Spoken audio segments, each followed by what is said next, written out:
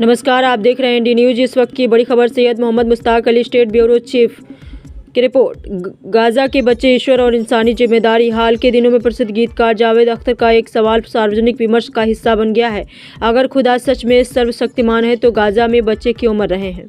यह प्रश्न सुनने में बेहद करुण और मानवीय प्रतीत होता है, लेकिन इसके भीतर छिपा हुआ आशय ईश्वर के अस्तित्व और न्याय पर सीधा संदेह भी प्रकट करता है। इसी प्रश्न पर इस्लामी विद्वान मुफ्ती इस्माइल नदवी ने जिस दार्शनिक और इल्मी दृष्टिकोण से बात रखी है, वो इस बहस को एक व्यापक संदर्भ देता है। इस्लाम के अनुसार यह संसार पुरस्कार का नहीं बल्कि इम्तिहान का स्थल है। यह जीवन एक परीक्षा है जहाँ मनुष्य को सही और गलत के बीच चयन की स्वतंत्रता दी गई है। यदि संसार में हर अन्याय के साथ तुरंत न्याय हो जाए और हर पीड़ा के साथ तत्काल राहत मिल जाए तो परीक्षा का उद्देश्य ही समाप्त हो जाएगा। ऐसे में अच्छाई और बुराई के बीच अंतर केवल सैद्धांतिक रह जाएगा। ईश्वर ने मनुष्य को अख्तियार अर्थात स्वतंत्र इच्छा प्रदान की है। इसी स्वतंत्रता के कारण मानव इतिहास में करुणा, त्याग और सेवा के उदाहरण भी मिलते हैं, और साथ ही युद्ध, नरसंहार और अत्याचार की भयावह घटनाएं भी। गाजा में मरने वाले बच्चे ईश्वर की असमर्थता का प्रमाण नहीं है, बल्कि ये इंसानी क्रूरता, सत्ता की हिंसा और वैश्विक चुप्पी का प्रमाण है।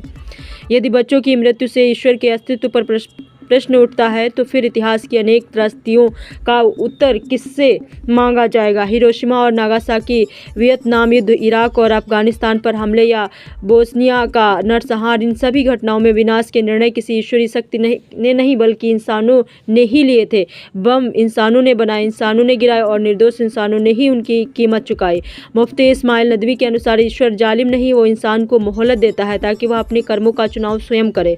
यह मोहलत खुली छूट नहीं बल्कि उत्तरदायित्व से जुड़ी हुई स्वतंत्रता है। इस्लामी विचारधारा ये भी कहती है कि युद्ध और हिंसा में मारे गए बच्चे, मासूम बच्चे, आध्यात्मिक दृष्टि से घाटे में नहीं है। वास्तविक नुकसान उन लोगों का है जो अन्याय करते हैं, जो अत्याचार पर मौन रहते हैं और जो पीड़ितों की त्रासदी को ईश्वर के खिलाफ तर्क में बदल देते हैं। इस्लाम में न्याय की अवधारणा केवल इस संसार तक सीमित नहीं, अंतिम और पूर्ण न्याय आखिरत में होना है। यदि हर कर्म का पूरा हिसाब इसी दुनिया में हो जाता तो परलोक और न्याय के व्यापक सिद्धांत का कोई औचित्य नहीं बचता। यही कारण है कि धार्मिक दृष्टिकोण में सांसारिक अन्याय और अंतिम सत्य नहीं माना जाता। इस संदर्भ में मूल प्रश्न यही नहीं है कि ईश्वर बच्चों को मरने क्यों देता है। कहीं अधिक कठिन और आत्ममंथन की मांग करने वाला प्रश्न ये है कि इंसान बच्चों को मारता क्यों है, और फिर उसी हिंसा के बाद नैतिक उत्तरदायित्व से बचने के लिए ईश्वर से सवाल भी वही इंसान करता है। दरअसल हर सवाल शुद्ध रूप से दार्शनिक नहीं होता। कई बार वह गहरे दर्द, असहायता और क्रोध से जन्म लेता है। लेकिन स्वास्थ्य बौद्धिक विमर्श के लिए यह जरूरी है कि प्रश्न और आरोप, तर्क और भावनात्मक प्रतिक्रिया, इन सब के बीच स्पष्ट अंतर किया जाए। शायद यही संतुलन इस कठिन विषय पर सार्थक संवाद की पहली शर्त है।